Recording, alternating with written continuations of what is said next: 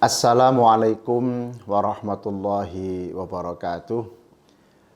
Bismillah, alhamdulillah, wassalatu wassalamu ala rasulillah, Sayyidina Muhammad ibn Abdillah, la hawla wa la quwwata illa billah, amma ba'du. Saudara sekalian, dimanapun saudara dan saudari berada, para penyimak Syarah Asy-Syarqawi Al-Hikam Ibnu Athaillah Sakandari yang insyaallah dimuliakan Allah. Alhamdulillah pada kesempatan kali ini kita akan masuk ke hikmah ke-29, di mana hikmah ini menjadi satu perbendaharaan hasanah atau kekayaan hasanah, karena Ibnu Athaillah memberikan kategorisasi ya terhadap orang-orang yang memiliki pangkat kedekatan kepada Allah. Jadi orang-orang yang mendapatkan anugerah kedekatan di hadapan Allah itu ada kalanya memang given ya, yakni dari permulaan, dari awal ya, tanpa harus melalui laku, kira-kira begitu. Lalu ada juga yang kemudian mendapatkan pangkat atau anugerah dekat kepada Allah itu setelah dia menjalani laku. Sementara ada juga yang kemudian masih terus ya menerus melakukan ikhtiar ataupun melakukan upaya.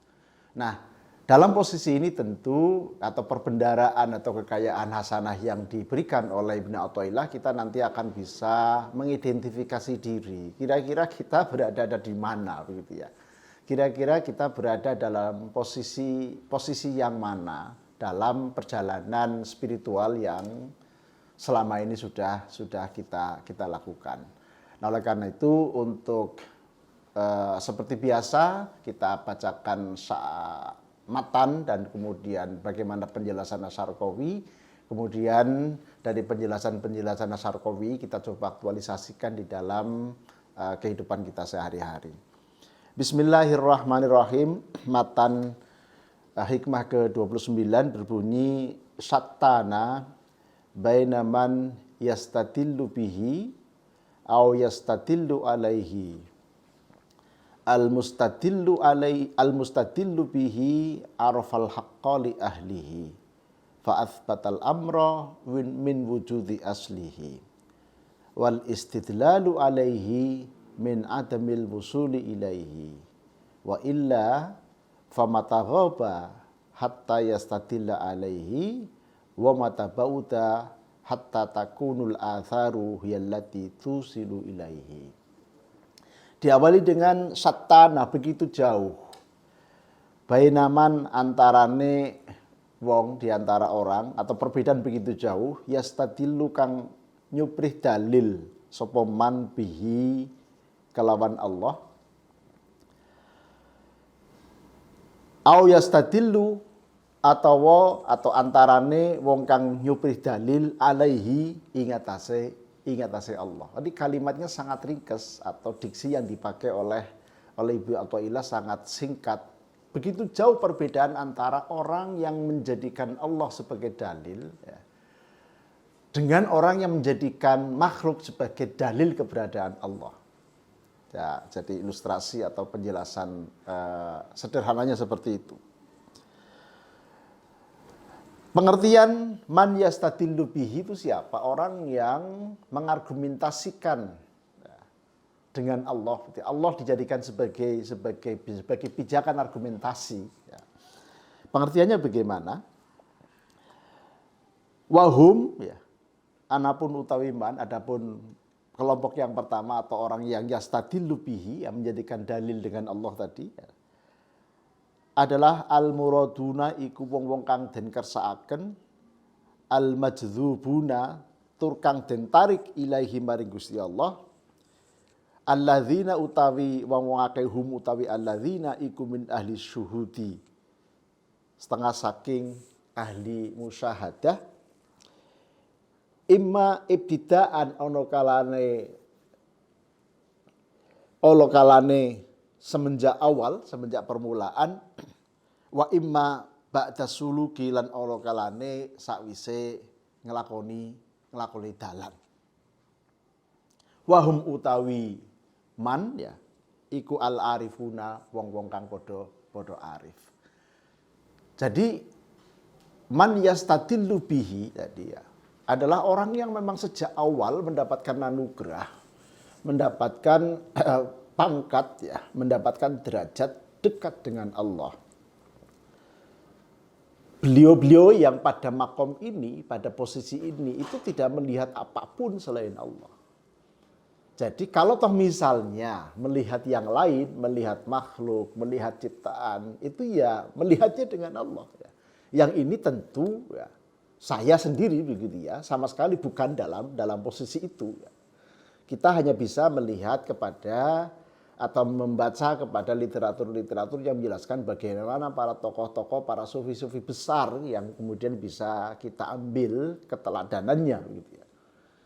Misalnya ketika dalam satu kesempatan Sayyidina Abu Bakar Siddiq ditanya bagaimana engkau mengenal Allah wahai Abu Bakar Siddiq ya. Beliau mengatakan araftu billahi atau araftullaha billahi ya. Jadi saya mengetahui atau mengenal Allah ya dengan Allah. Nah, itu bahasa tokoh-tokoh sufi besar begitu ya di dalam sejarah peradaban keilmuan keislaman.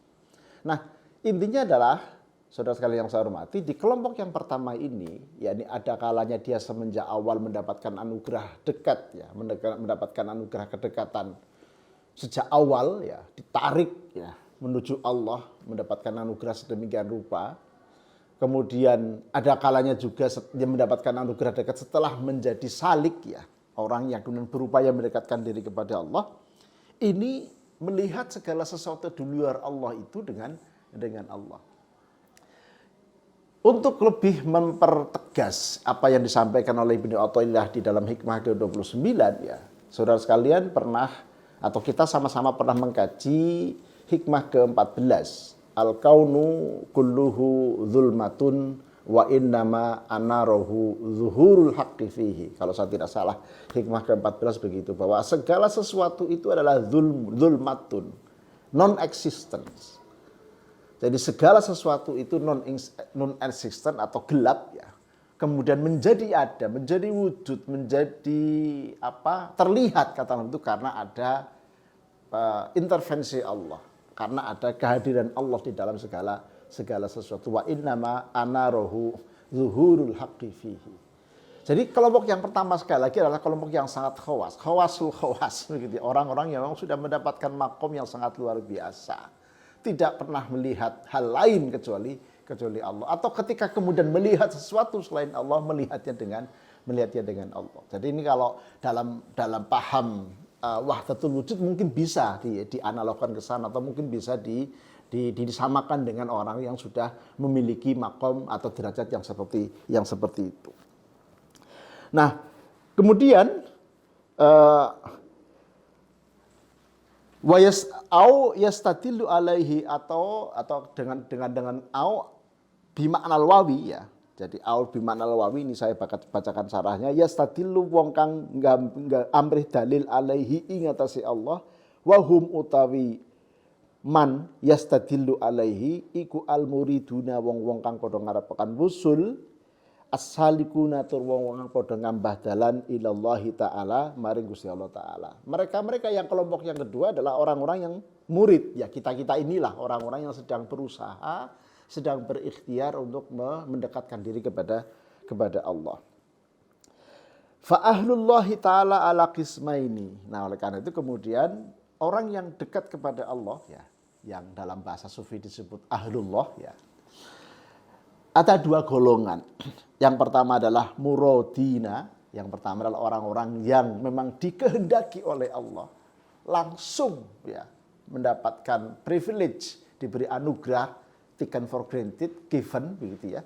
Lalu yang kedua adalah wamuridina dan wong-wong sing ya, orang-orang yang menghendaki wusul kepada Allah. Jadi murad dan murid ya. Murad adalah orang yang mendapatkan privilege tadi itu.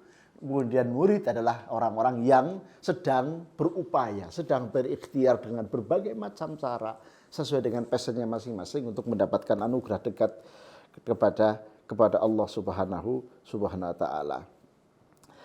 Saudara sekalian yang saya hormati, saya akan skip ya ke pembacaan syarah ini karena memang begitu panjang, bahwa dua kelompok yang arif tadi begitu ya. Dua kelompok yang mendapatkan anugerah makrifat tadi. Yang pertama adalah yang memang sudah mendapatkan privilege, dan yang kedua adalah yang melalui usaha begitu ya. Ini ternyata memang memiliki perbedaan-perbedaan yang signifikan. Jadi kalau dalam matan tadi disebutkan al-mustadillu bihi, ya, orang-orang yang kemudian menggunakan Allah sebagai dalil atau menjadikan Allah sebagai dalil ya. Itu adalah arafal haqqa li ahlihi. Jadi sudah betul-betul langsung mengenal Allah, mengetahui Allah dan ma'rifatullah ya. Dan menetapkan segala sesuatu berbasis kema'rifatannya kepada Allah. Sementara orang yang kedua atau kelompok yang kedua, wal istidlalu alaihi min adamil wusuli ilaihi. Sementara kelompok yang kedua menjadikan ciptaan Allah, menjadikan makhluk ciptaan Allah sebagai alat bukti ya, sebagai metode pembuktian keberadaan Allah. Nah, ini tentu begitu ya, masing-masing memiliki posisi ya. Masing-masing juga kemudian memiliki karakteristik, sekaligus masing-masing juga memiliki posisi-posisi yang kita kadang-kadang sebagai orang yang masih dalam level awam itu tidak bisa memahami secara utuh. Contoh begini, di dalam hasanah kepesantrenan ya, kita mendengar istilah jazab. Jadi ada seorang kiai misalnya yang khawarik ya, atau yang tidak seperti kebanyakan ya, tidak seperti orang-orang kebanyakan. Kalau kita belum sampai makomnya kepada orang yang dekat dengan Allah ya, sebagai orang yang arif ya, maka kita tidak boleh mencatat, kita tidak boleh mencela orang-orang yang tadi mendapatkan jazab tadi itu. Karena apa? Karena memang terlalu jauh begitu ya untuk kita bisa menyamakan atau memposisikan orang-orang yang mendapatkan anugerah tadi itu. Nah, apa yang hendak disampaikan oleh Ibnu Athaillah atau melalui penjelasan Asy-Syarqawi ini, saudara sekalian yang saya hormati, kita sejatinya sedang dibawa kepada sebuah kekayaan hazanah makhluk-makhluk Allah tadi itu, yakni makhluk-makhluk yang kemudian mendapatkan derajat dekat dengan Allah, atau orang-orang atau makhluk-makhluk yang mendapatkan derajat musyahadah tadi itu. Ketika orang-orang yang mendapatkan derajat musyahadah tadi adalah karena sudah given, lalu mereka sama sekali tidak melihat hal lain selain Allah, ya maka tentu tingkah haliyahnya atau kesehariannya mungkin tidak sama dengan kita yang orang-orang ahli syariat. Bisa jadi ya perilakunya itu berbeda dengan orang-orang kebanyakan. Perilakunya bahkan mungkin seperti berlawanan dengan akal sehat ya, seolah-olah kemudian dia melakukan hal-hal yang dilarang oleh agama misalnya. Nah, kalau betul-betul orang itu adalah tadi sudah given mendapatkan ma'rifatullah sebagai sebuah anugerah begitu ya, jazab tadi itu, maka kita sebagai orang yang dalam posisi sedang salik, dalam posisi sedang berusaha mendekatkan diri kepada Allah, kita jangan sampai tergoda untuk mencela, untuk mencacat orang-orang yang seperti itu. Ini message yang sejatinya ingin disampaikan oleh Syarqawi ya, melalui penjelasan dari matan Al-Hikam Ibnu Athaillah As-Sakandari. Sementara kalau kita sebagai orang yang kedua, yakni orang-orang yang sedang salik begitu ya, maka kita mesti melakukan intertekstualitas, melakukan muhasabah, melakukan aktivitas-aktivitas yang sekiranya begitu ya mendukung upaya-upaya kita untuk makin dekat ya, atau makin feel at home, makin kemudian lebih berhati-hati, sekaligus makin mampu memanage hati. Mengapa demikian? Seperti kita ketahui melalui intertekstualitas begitu ya. Di hikmah sebelumnya, di hikmah ke-13 kalau saya tidak salah, itu ada sindiran dari Ibnu Athaillah. Kaifa yasruqu qalbun suwarul akwani muntabi'atun fi mir'ati. Bagaimana mungkin hati itu akan bersinar kalau hati kita itu masih begitu ya, masih dipenuhi dengan hal-hal yang sifatnya duniawi. Ya, kaifa yasru qalbun suwarul aqwani muntabi'atun fi mir'atihi.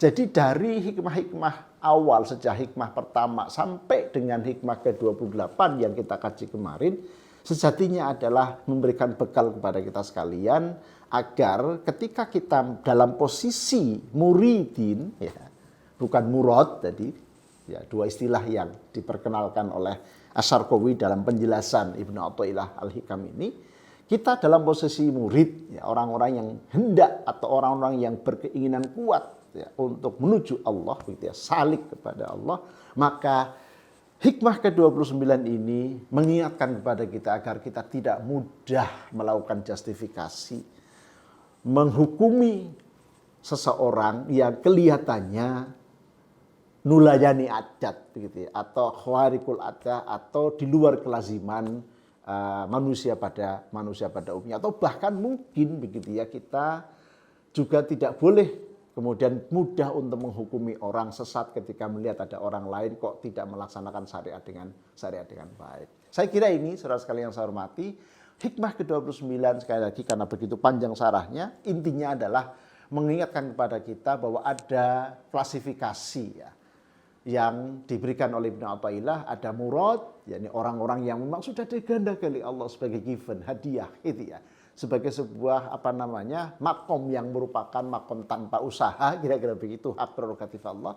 Lalu ada murid, di mana kita sebagian besar berada di situ sebagai orang-orang yang sedang berusaha dan berikhtiar, sekaligus juga banyak berdoa untuk kemudian mendapatkan makom dekat dengan Allah Subhanahu wa taala. Mudah-mudahan dengan pesan dari dua hikmah ke-29 ini kita semakin hati-hati, lalu kemudian lambat laun kita mampu memanage hati dengan baik untuk bisa menghindarkan diri dari penyakit-penyakit hati yang gangguan-gangguannya sangat halus yang bahkan kadang-kadang tidak kita rasakan.